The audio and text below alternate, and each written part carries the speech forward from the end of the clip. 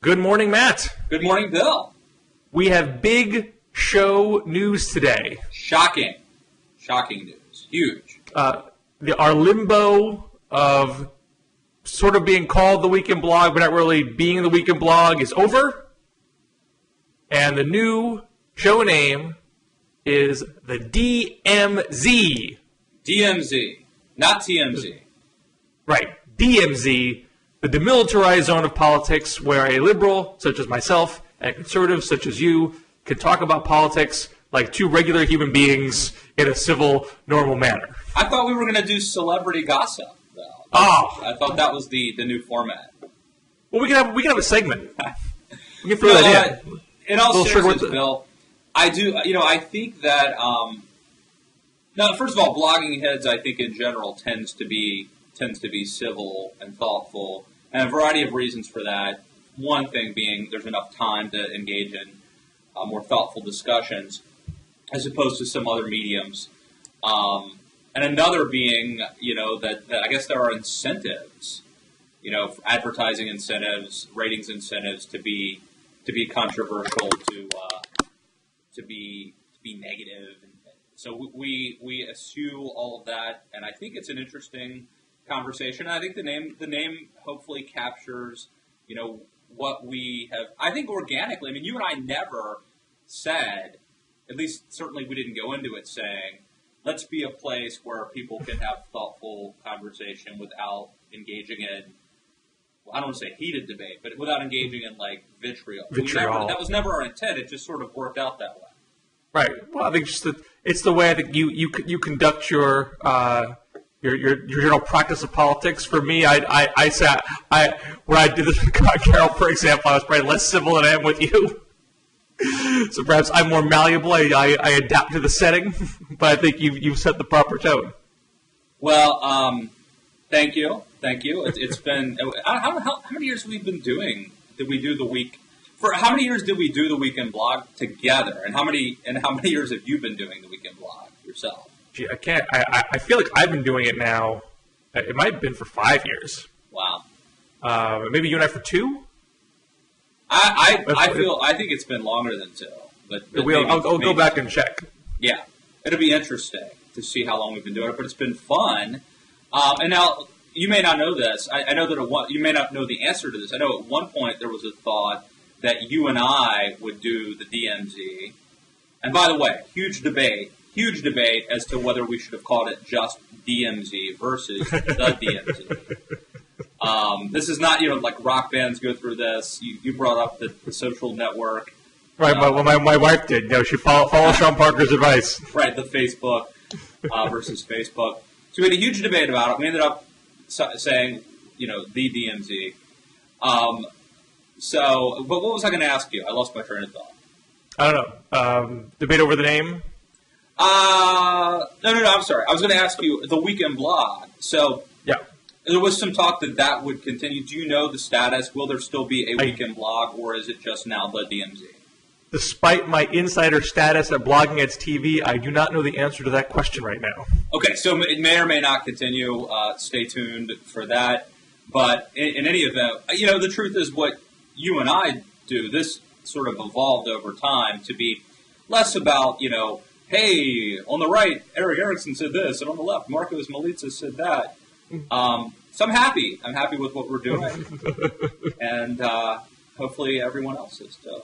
But are you happy with the state of the Republican presidential race after the Santorum sweep of the Deep South on Tuesday?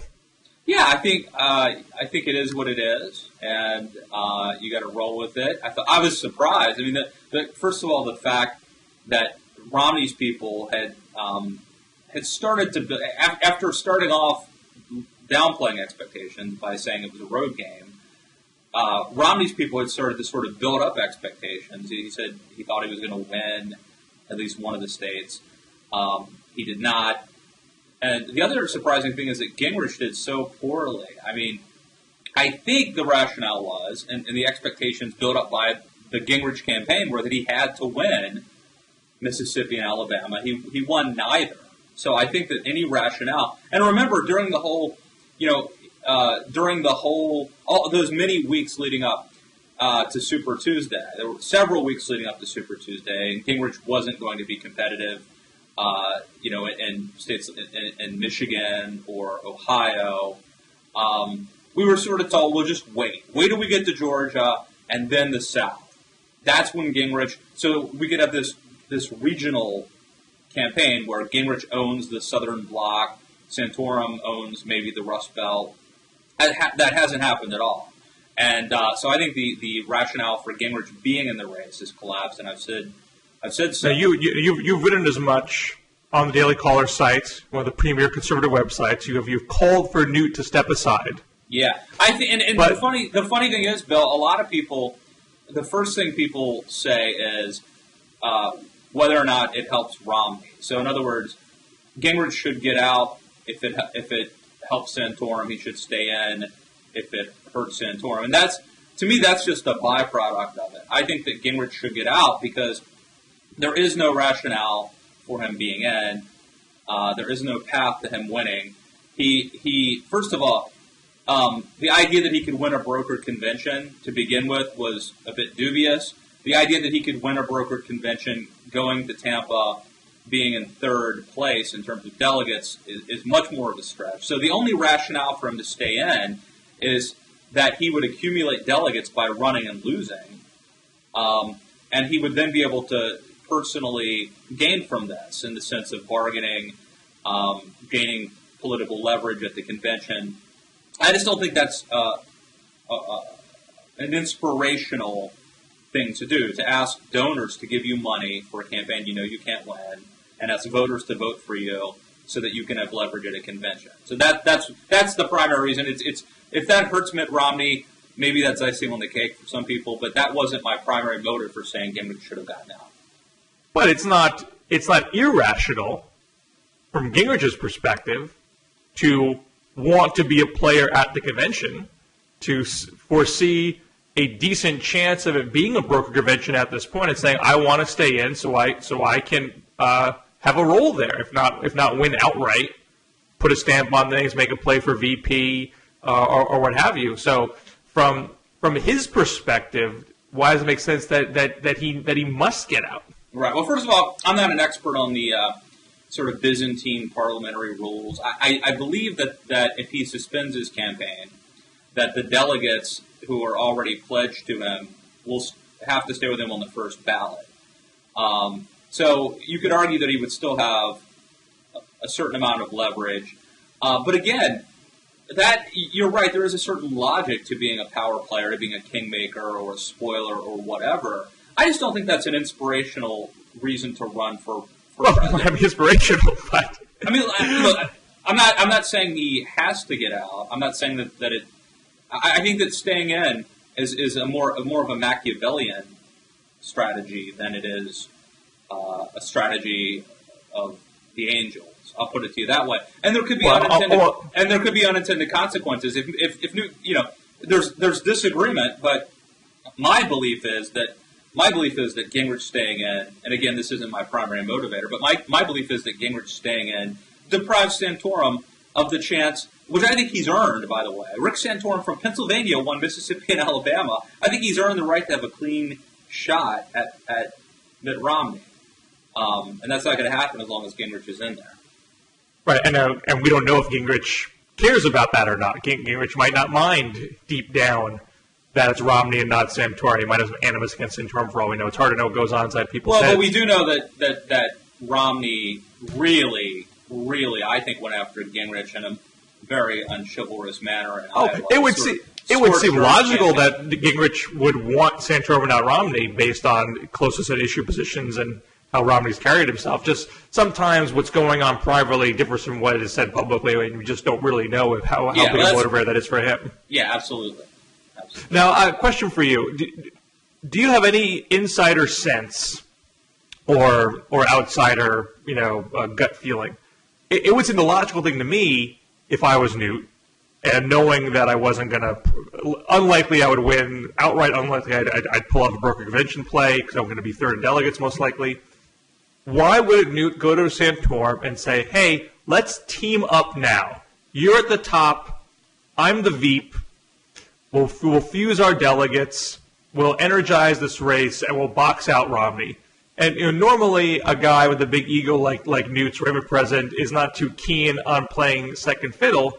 But considering the sort of general improvisational way that both of them, Santorum and Gingrich, have carried themselves, I would think Santorum would be perfectly happy to let Newt be Newt as a VP, and Newt could basically go on his rambling 45-minute speeches just as he is now and have just as much of the spotlight as he has now and have just as much fun as he's having right now. So I don't quite see what the downside of that would be from either candidate's perspective.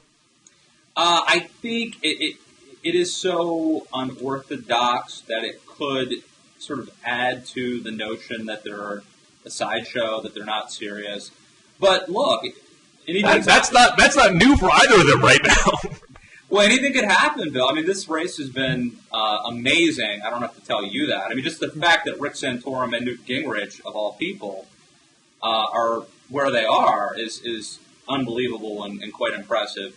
So anything could happen this cycle. And as we've said before here, I mean, I think that it's just as likely that Romney makes Santorum his running mate to get enough delegates in Tampa, or that he turns even, I think it's less likely, but not as absurd as some people think, that he turns to Rand Paul. So now we talked about this a little bit last week, and I was sort of dismissive about this stuff, but I have to say now that Santorum has a bigger foothold as far as delegates are concerned, even though he's going to come up, he's not going to get a majority of delegates, of course, but likely will have a decent-sized chunk going in. I thought for a long time that Romney would not want to replay the Palin move and not do what McCain did and say, you know what, I'm weak with the base.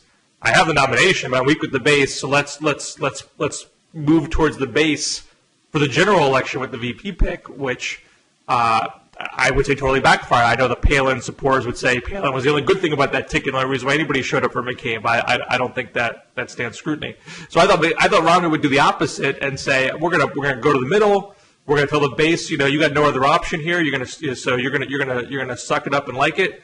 But that's gonna be much harder, especially if Romney is either slightly or significantly behind in the delegate count, right, and can't trust that the convention is going to affirm whoever he chooses. He's got no choice, if not directly appealing to Santorum or Gingrich or to Ron and Rand Paul, someone else that would make those conservative delegates happy. And this might make conservatives happy that Romney is going to be moored to their way of thinking, but it certainly deprives him of the flexibility to make his own strategic decision what's going to be best in the general election.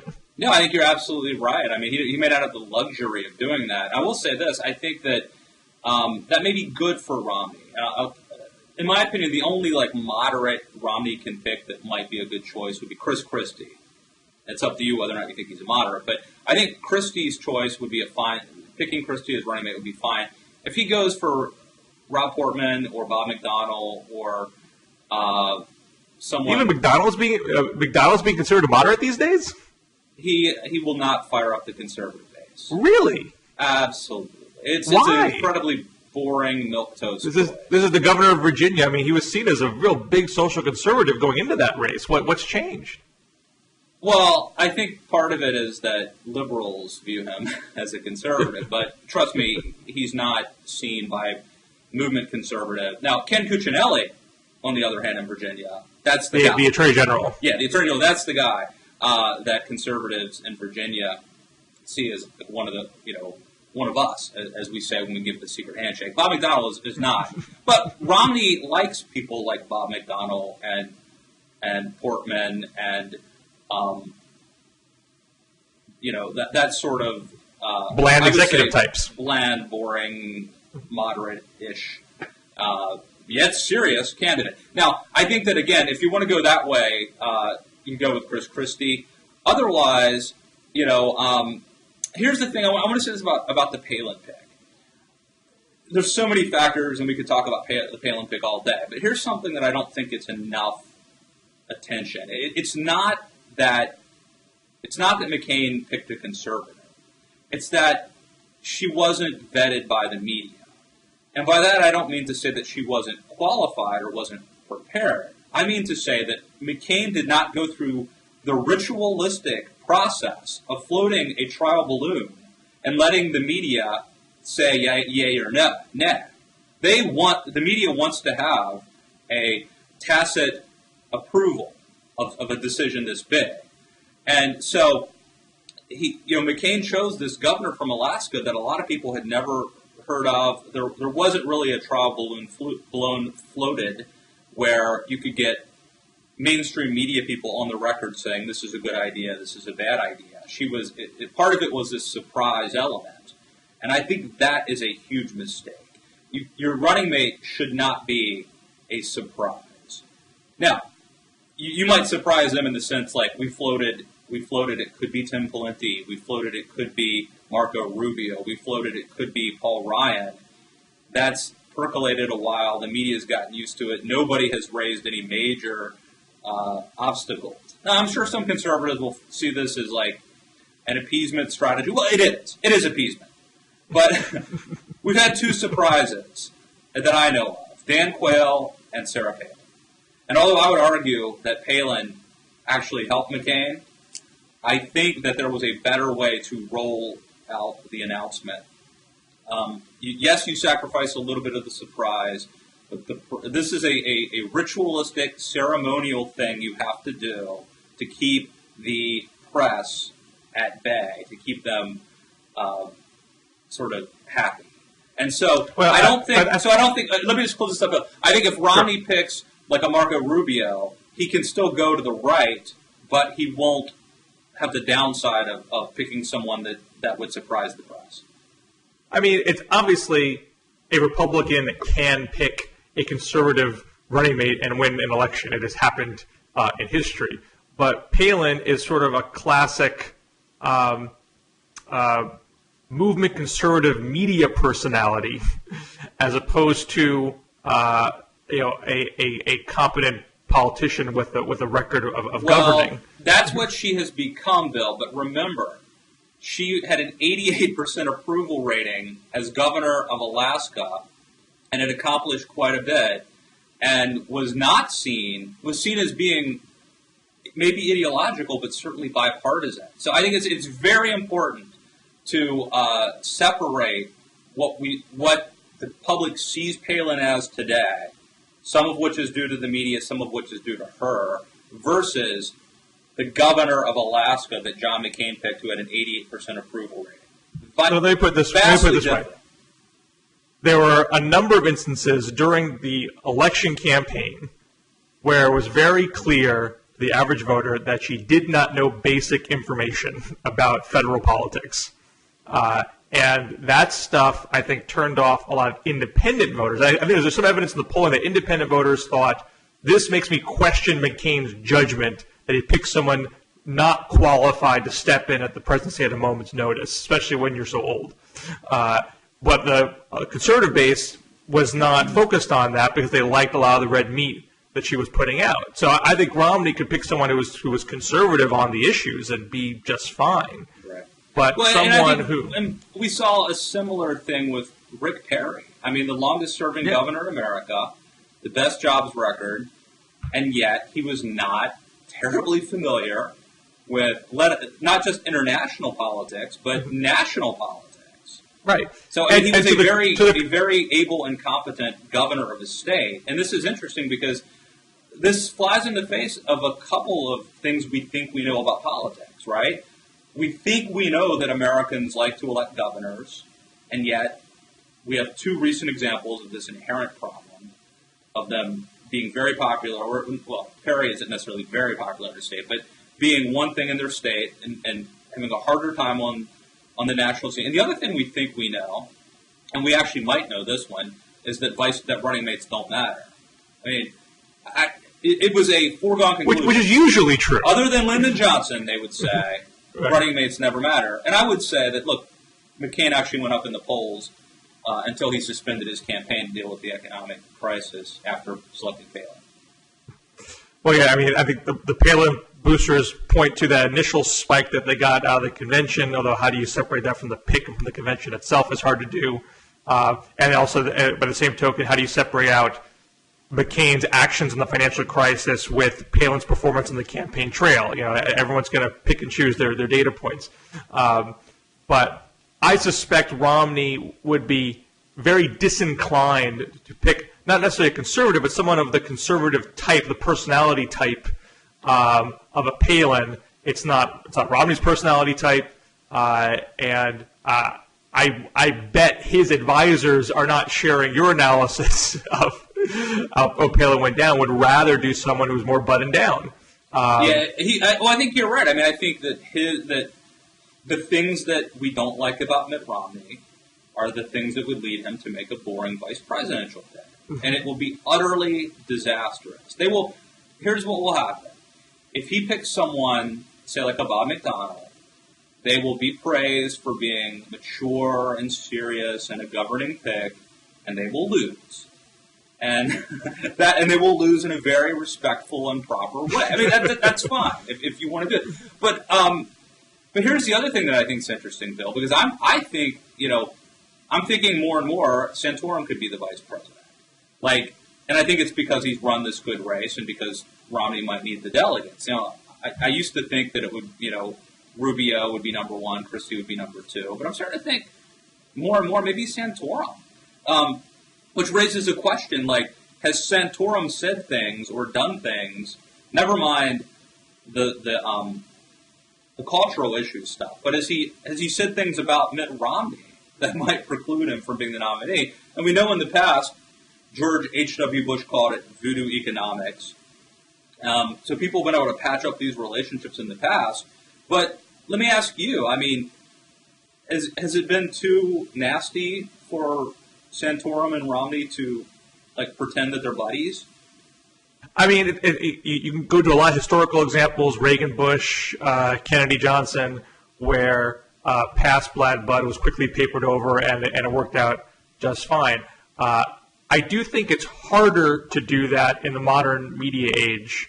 I think people are going to bring up more often, recycle the YouTube clips more often of what other people, of what your VP has said about you, number one. And number two, I do think since Clinton Gore, that was at least an example that cut against conventional wisdom at the time, that you had to have balance in your ticket. If your top of the ticket's going to appeal to one demographic, cover your base and pick from a different camp for your VP.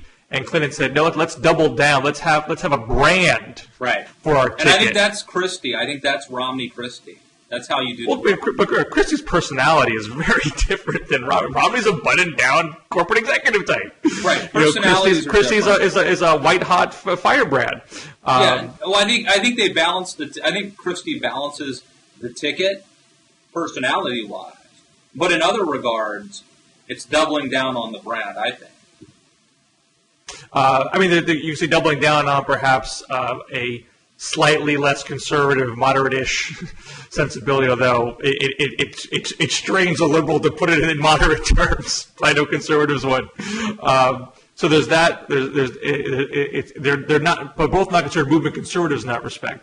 But you're never going to contain Christie. Christie's not going to be a guy who's going to be on Romney message. I mean, he's on Romney message now, and he's his top surrogate. So it's hard to see how he's going to all of a sudden stop calling people idiots and jerks. I think it's a hybrid. I think it's a hybrid Nixon, Spiro Agnew, and Clinton Gore. Right. So I think that Christie could serve Romney by being the attack dog and being blunt, and that would satiate conservatives, because a lot of what conservatives like, you know this, Bill, it's not about ideology, it's about temperament. And if you're yelling and giving the Democrats hell and pushing back against Obama, that qualifies as conservative for a lot of people. So Christie can do that, but they double down. Regionally, you have a Massachusetts and New Jersey. Both sort of, I think, would appeal to serious business interests kind of thing. You wouldn't have the cultural thing being a hang-up. So cosmopolitan conservatives could support it without, talking about, let's say, Rick Santorum and bestiality, for example. I'm just saying.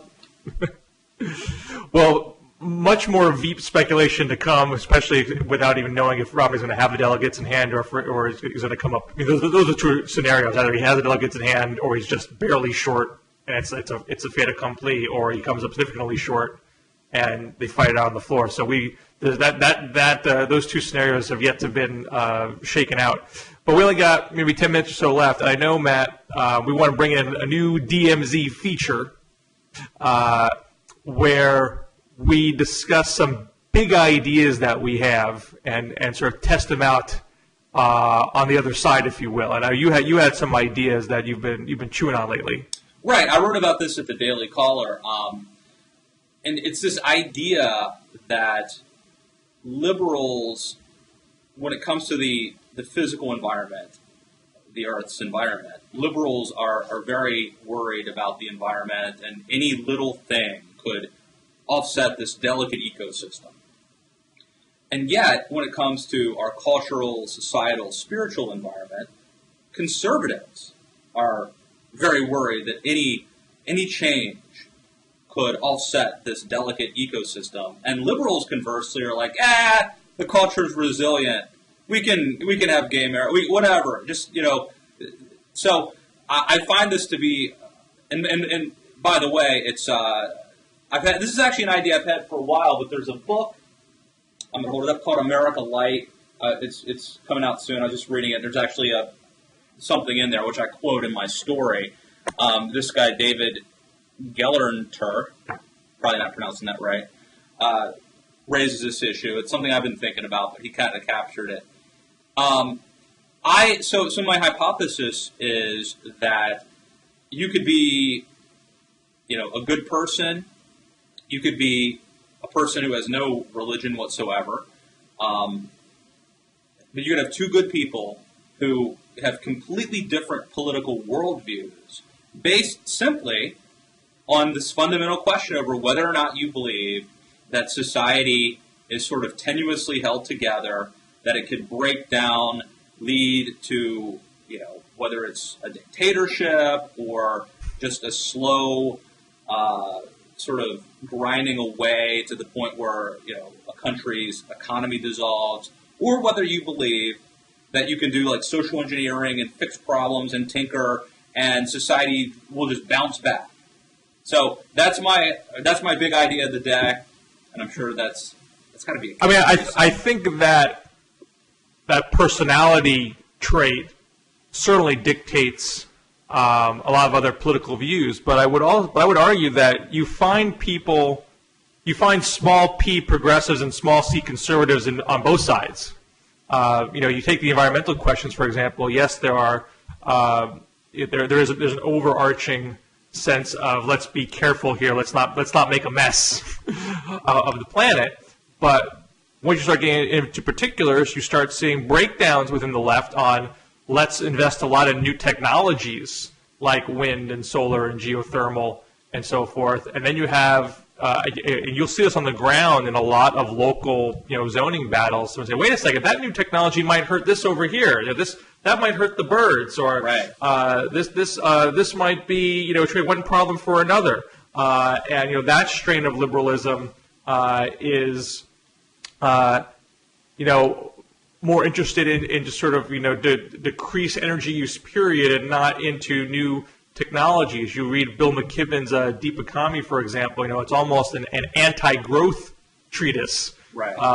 But I think my main point, there's really 2 points. One is the paradox, that one side is obsessed with our physical environment and not, because here, and by the way, in both cases, once you mess it up, it's over. So both sides, the conservatives and the liberals, both take this very seriously, because once the environment is gone, you really can't get it back. So, but one side seems to me to be obsessed sort of with the physical, earthly environment, while the other side's like, hey, it's resilient, the ocean will come back. Conversely, you spill 10,000 gallons of oil in it, the microbes will eat it, it'll all be okay. Right. Things go extinct or whatnot. And then on the other side, you have conservatives, which I think are social conservatives especially, obsessed with the idea of not the earthly environment, but a cultural, spiritual environment where we have these institutions, the institution of marriage, the institution of whatever, and that they are fragile. And if you start messing around, these things could go south, and it could have all sorts of unintended consequences, and you may never get it back. So I don't know. I just find that interesting, and very few people talk about this. No, this sort of goes back to William F. Buckley's the conservative standing on the hill saying stop to the trends of history, whereas you go back to the 50s or 60s when you have this push from the left to induce societal upheaval. Let's rethink the gender roles. Let's rethink race relations. And the conservatives to this day, some folks on the right would argue, hey, we were not being racist, we were not being sexist. We just thought that this sort of rapid change would be unsettling and cause other problems. And you even see, Trent Lott's famous comments about Strom Thurmond were trying to suggest, but you just want to do this in a different way. This was just going to be too fast and too upsetting to folks. And I don't think the debates we're having right now are necessarily as pitched as what we're having back then, but there's still that sort of strain saying, hey, let's, like the marriage question, let's. I think you could, at the extremes, I think you could use either argument to justify bad things. I mean, you could use the environmentalist argument to justify, we should be living in teepees, and we should, right. the destruction of American manufacturing. And you could use the conservative argument, and some have, sadly, to justify like segregation or something. So I do think that both arguments at the extremes could be used to justify bad actions, but I tend to think that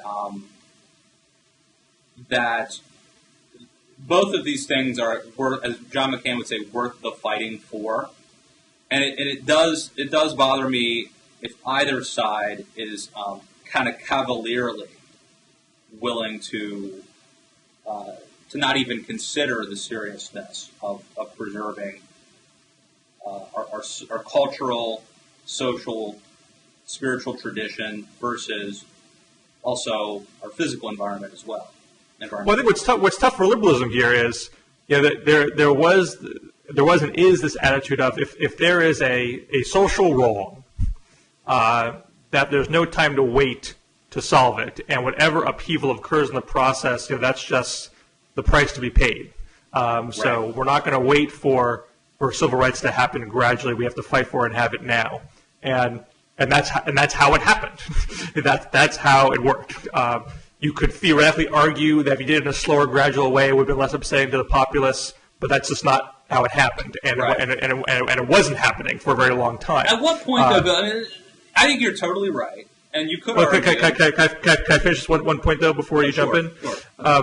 Sure.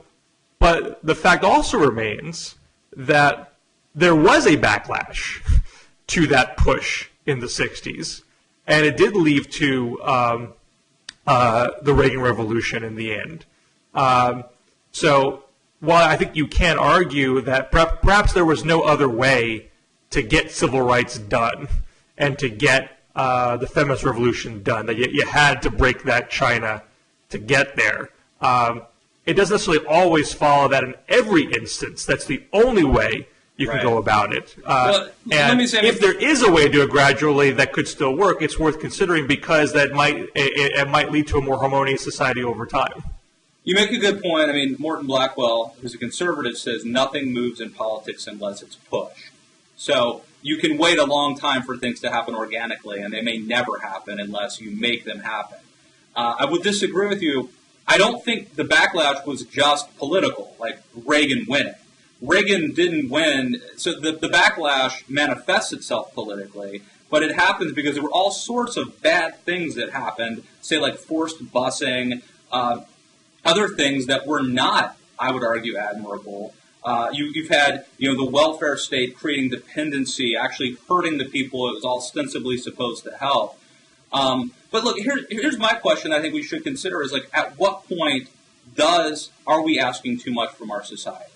Other countries, and by the way, I tend to believe that diversity is actually very helpful and has made America strong. But other countries that are, homogeneous, they don't have, say, as many challenges as we do. I think it's made us better, but it also presents challenges. Like, at what point, is there a tipping point where you can ask too much of our society, where you've taken these institutions which have grown over time, and you start changing them? At some point, isn't there a breakdown?